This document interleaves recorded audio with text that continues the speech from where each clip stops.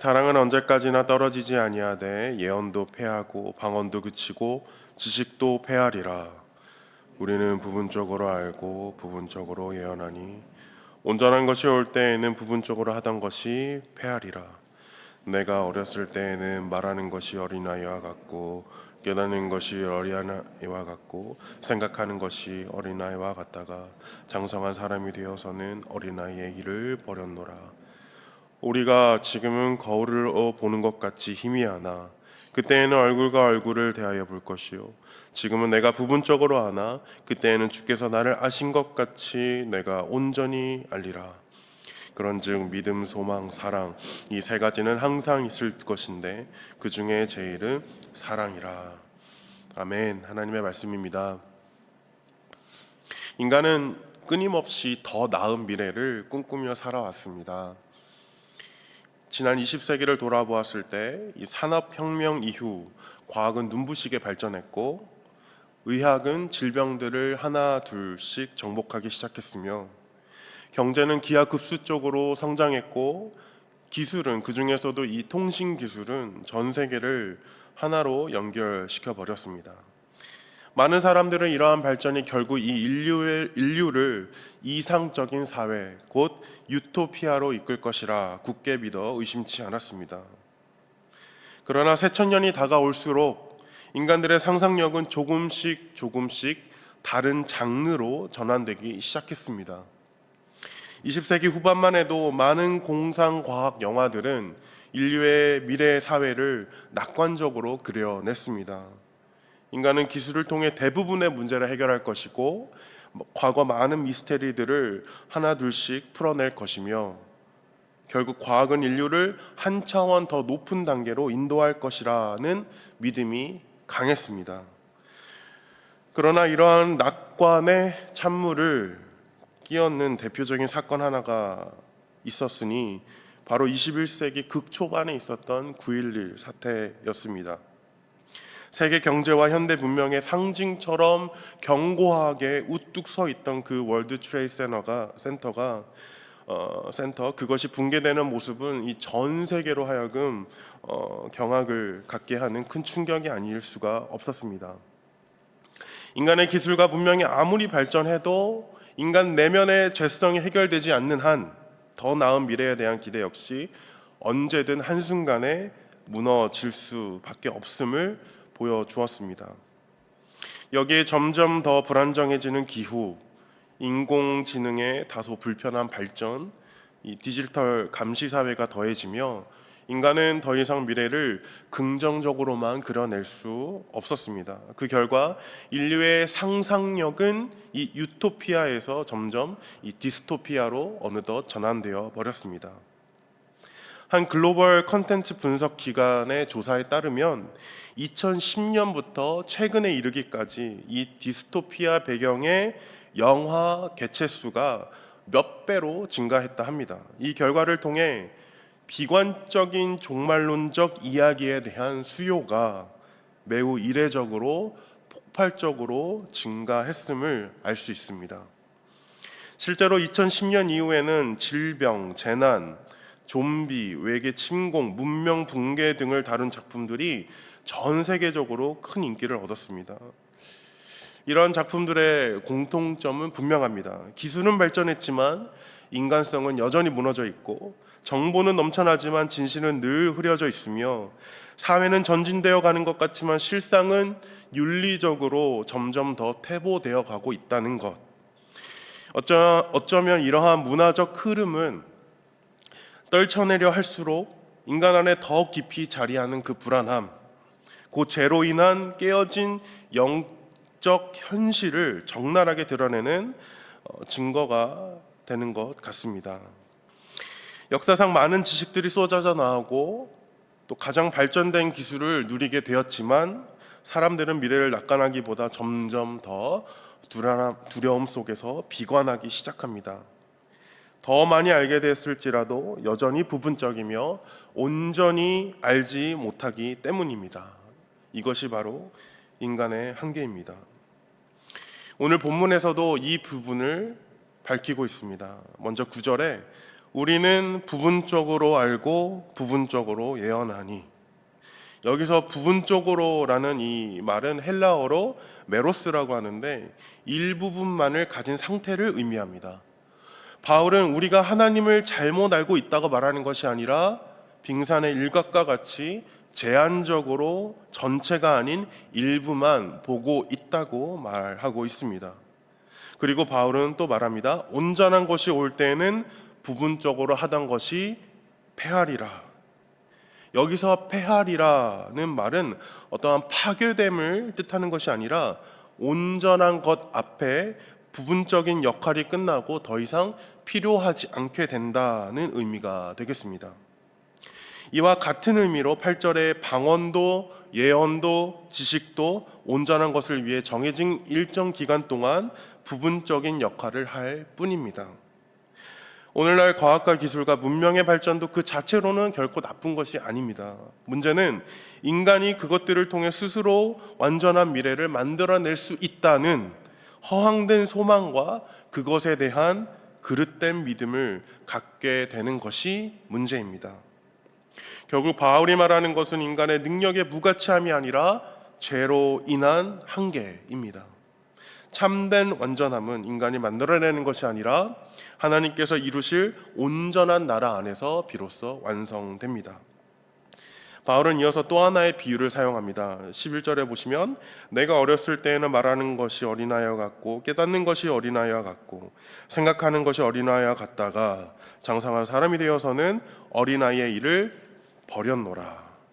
저희 모두가 경험한 바 어린아이는 자기 눈앞에 보이는 것이 전부라고 생각합니다. 그러나 성장하면서 완전 새롭고 더 넓은 세계를 보게 됩니다. 바울은 현재 인간의 문명 전체를 이 어린아이의 상태로 설명하고 있는 것과 같습니다. 우리는 과학을 자랑하고 기술을 자랑하며 문명을 자랑하지만 인간의 능력은 여전히 아이의 수준에 머물러 있습니다. 왜냐하면 가장 중요한 실체에 이르지 못하고 있기 때문입니다.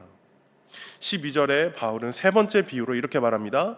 우리가 지금은 거울로 보는 것 같이 희미하나 그때에는 얼굴과 얼굴을 대하여 볼 것이요. 이 당시의 거울은 오늘날처럼 선명한 어떤 유리가 아닌 금속판 재질로 형체는 보이지만 선명하지 않았습니다. 혹 오늘날의 유리 거울이라 하더라도 그 비춰진 것이 실체가 될 수는 없습니다. 바울은 지금 우리가 보는 세상이 바로 그와 같다고 말하고 있습니다. 즉 우리는 실체를 보는 것이 아니라 그 실체에 반사된 어떠한 형체를 보고 있는 것입니다. 결과를 보고 있지만 원인을 알 수 없고 창조 세계를 보고 있지만 창조주는 발견하지 못하며 사랑을 갈망하지만 사랑의 근원이신 하나님을 알지 못하는 것과 같습니다. 이제 본문 후반부에 바울은 그때가 올 것이라고 말합니다.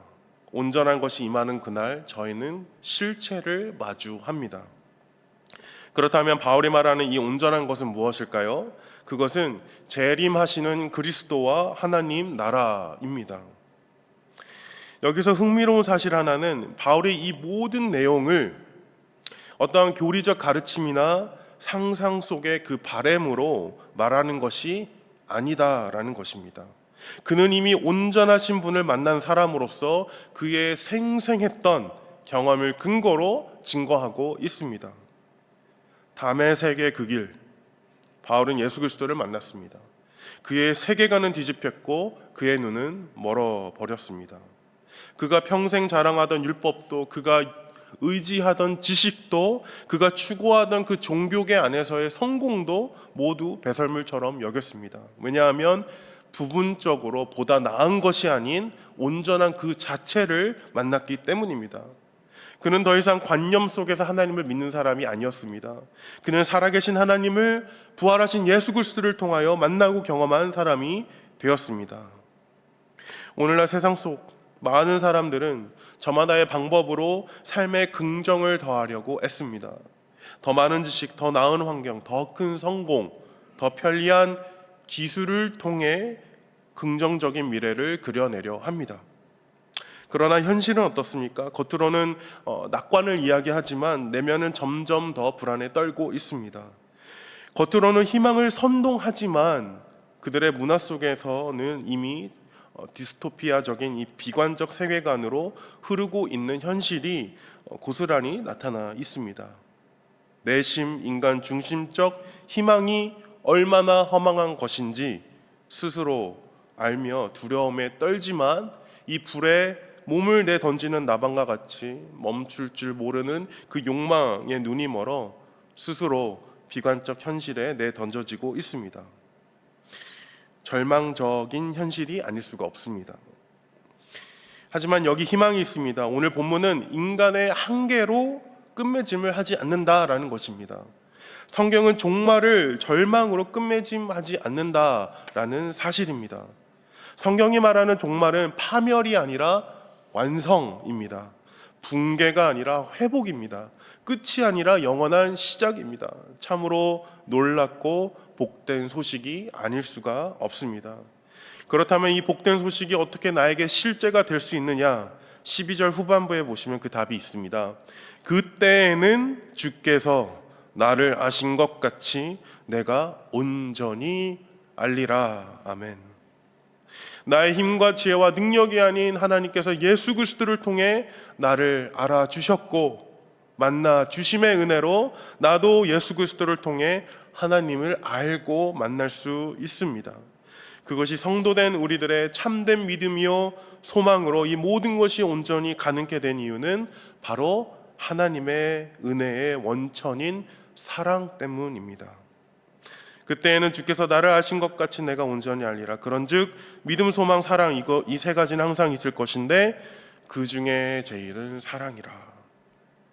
사랑장으로 잘 알려진 오늘 말씀 그 안에서 바울은 이 온전한 것을 바라보게 합니다.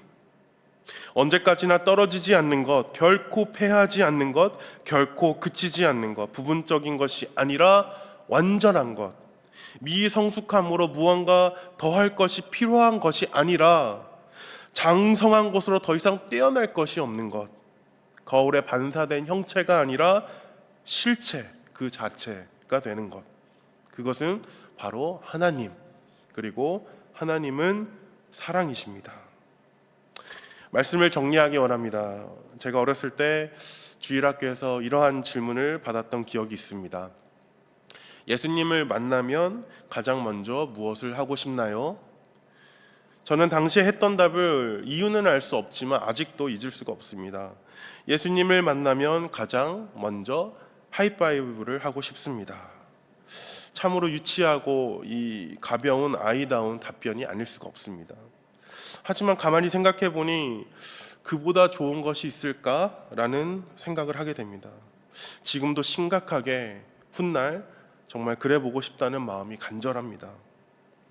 얼마나 좋을까요? 이 예수님을 끝내 마주할 수 있다는 것, 그 앞에 서서 뭐라 말할지 모르겠지만 이 최종 승리를 의미하는 하이파이브를 예수님과 할 수 있다는 것, 그것은 오직 은혜로 가능한 참으로 설레이는 일이 아닐 수가 없습니다. 아직 저희가 행하는 사랑은 부분적입니다. 아직 미성숙하고 부족합니다. 그럼에도 불구하고 저희가 사랑할 수 있는 이유는, 그럼에도 불구하고 저희가 사랑해야 하는 이유는 이미 하나님께서 예수 그리스도를 통해 보여주신 그 사랑이 완전하기 때문입니다. 그 사랑이 영원하기 때문입니다. 그 사랑이 결코 실패하지 않았기 때문입니다. 그러므로 그 사랑을 오늘도 나누시며 누리시기 바랍니다. 그리하여 언젠가 얼굴과 얼굴을 대하여 주님을 뵙는 그날, 거울이 아닌 실제로, 부분이 아닌 온전함으로, 더 이상 믿음이 아닌 보는 것으로, 더 이상 소망이 아닌 누림으로 예수 그리스도를 얼굴을 마주하고 그의 손과 마주칠 수 있는 저와 초대교회 모든 성도님들 되시기를 주님의 이름으로 축원드립니다.